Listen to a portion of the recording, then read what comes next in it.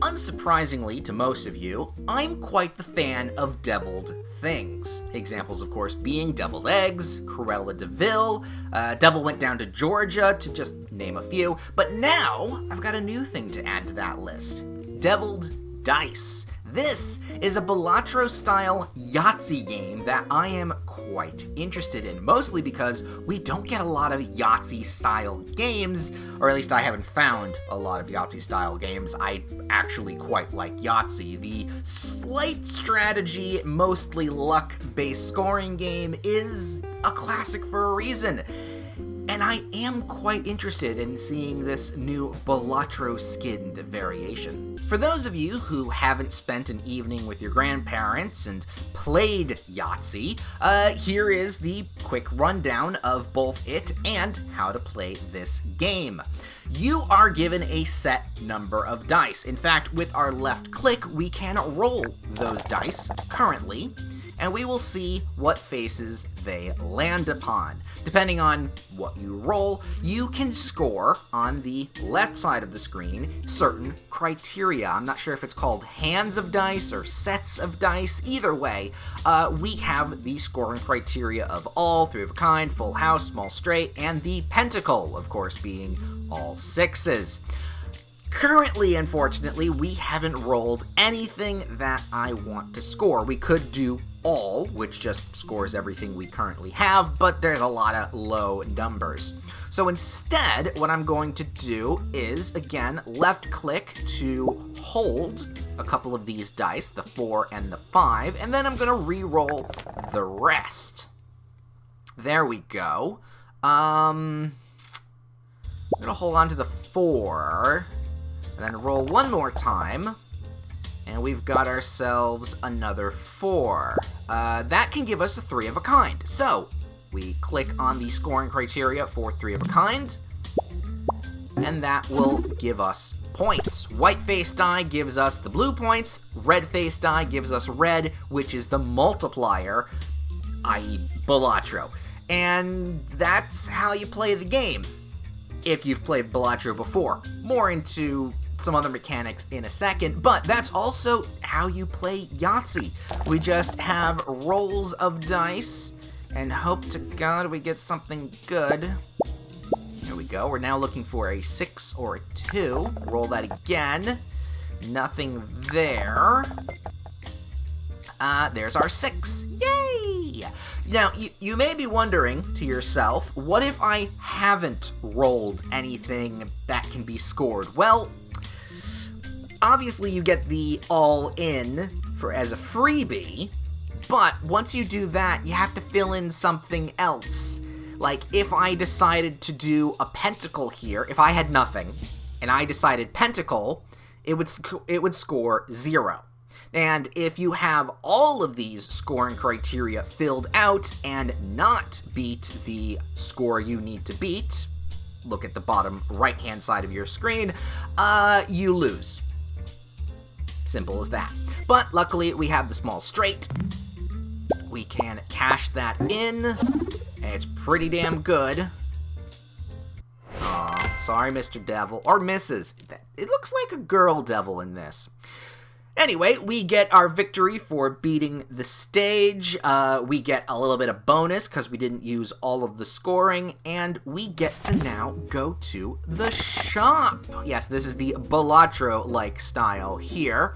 With that, we can get some extra little trinkets or even a couple little different bits of scoring criteria. So, for here, we've got a balanced domino, which gives us 4 points every time we have a 4, which I quite like. We have a disc here that everything is scoring red, which needs to be built into probably. We have a couple random bags where we can get either a random relic or change up the sides of the dice that we have, which honestly could be pretty good, or we have the ability to get a different scoring criteria.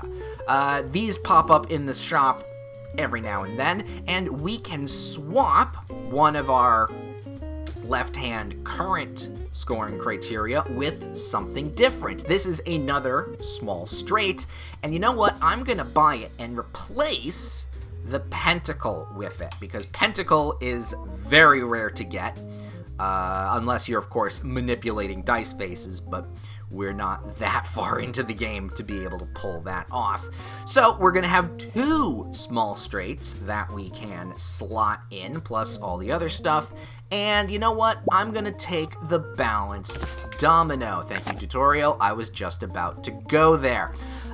There's something also quite fun about relics in this game, because while you can put them on the top of your screen, and they affect everything you do, you can also slot them into specific hands or pairs of scoring. So if I put this 4, balanced domino, into all, then I would think, I haven't tested this, but I know it works with other relics, that in the case scenario where I do the all-in scoring, this specific relic will activate instead of all the time. Now, obviously that's not a good idea for this specific relic, but there are case scenarios that I have come across, and I actually really like it because it gives you not just, you know, the build that you're going for in the Balatro style,